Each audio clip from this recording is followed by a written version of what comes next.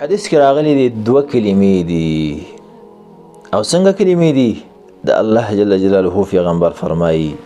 کلمتان خفیفتان علی اللسان دوه کلمې دي خو ګوره داسې هم نه ده چې ډېرې سختې به وي وایي ډېرې اسانې دي په ژبه باندې ثقیلتان فی الميزان او په تله کې ډېرې درنې دي او ډېره ناشنا مهمه د خوشحالۍ فایده پکې دا ده حبیبتان الی الرحمن ډېرې محبوب دي رحمان ذات ته دا څه شی دي اوس به هر یو مسلمان ورور وایي چې دا کومې کلمې دي په ژبه اسانې دي په تله کې درنې دي او زمونږ